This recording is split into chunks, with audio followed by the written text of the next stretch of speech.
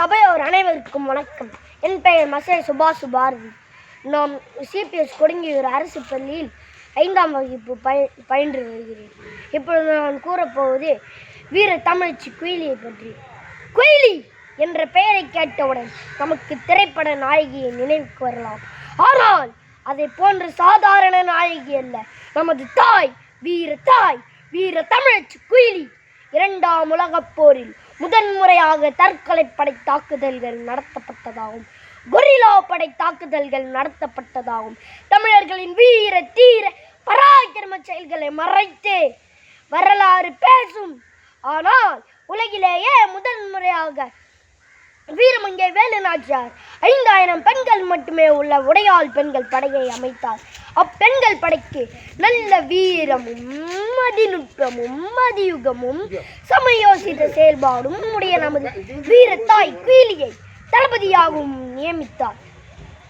குயிலியின் பெற்றோர் பெரிய முத்தன் நாகத்தம்பினருக்கு ஒரே மகளாக பிறந்தார்.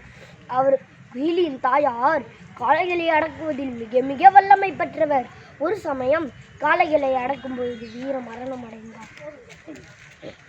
பின்னர் குயிலியின் தாயார் இறந்தவுடன் தனது குடும்பத்தார்கள் அனைவரும் சிவகங்கை அருகில் இருக்கும் முத்துப்பேட்டை என்னும் ஊருக்கு குடிபெயர்ந்தனர்.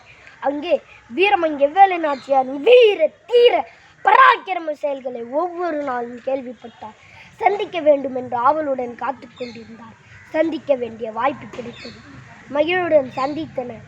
நட்பாகி, உயிர் தோழியாகி, சிறந்த உளவாளியாகி, மெய் காப்பலாராகி, உலகிலேயே சரித்திரம் படைத்த உடையாள் பெண்கள் படைக்கு தளபதியும் ஆகிறார். ஆங்கிலேயர்கள் வீரமங்கை வேலுநாச்சியாரை போற்றுவதற்கு பல முறை முயற்சி செய்தனர். அம்முயற்சிகள் பலனற்று போனது. வேலுநாச்சியார் அருகில் குயிலி இருக்கும் வரை வேலுநாச்சியாரை கொல்லவே முடியாது என்று அறிந்தனர். குயிலியை கொன்றால் தான் வேலுநாச்சியாரை கொல்ல முடியும் என்ற நிலையை உருவாக்கினார்கள். வீரமங்கை வேலுநாச்சியார் 1780ஆம் ஆண்டு சிவகங்கை கோட்டையின் மீது படையெடுத்தார். சிவகங்கை கோட்டையின் முன்புறத்தில் ஈஸ்வரி அம்மன் கோயிலும் பின்புறத்தில் வெள்ளையர்களின் ஆயுத கிடங்கும் இருக்கிறது என்று உடையாள் பெண்கள் படைக்கு தளபதியாக இருந்த குயிலி அறிந்தார். பின்பு வெள்ளையர்களை ஏமாற்றிவிட்டு தனது குழுவினர்களுடன் சாதாரண பெண்களைப் போல் கோயிலுக்குள் நுழைகிறார். விளக்குகளில் இருந்த எண்ணெயை தன் மீது ஊற்றிக்கொண்டே போனார். இறுதியில் விளக்குகளில் இருந்த நெருப்பை தன் மீது பற்ற வைத்துக் கொண்டு வீரத்துடன் வெற்றிவேல் வீரவேல் என்ற வீர முழக்கத்துடன் நெருப்பு புயலாக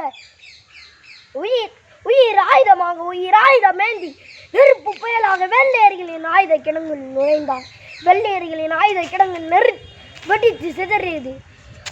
அருகில் இருந்த போர் வீரர்கள் வெடித்து சிதறினார்கள். குயிலியும் வெடித்து சிதறினார்.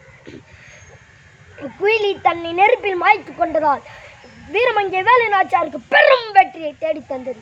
நாம் இப்பொழுது பாசவங்கரை அருகில் தீப்பாய்ச்சி அம்மனாக நாமும் நம் மக்களும் வணங்கி வருகிறோம்.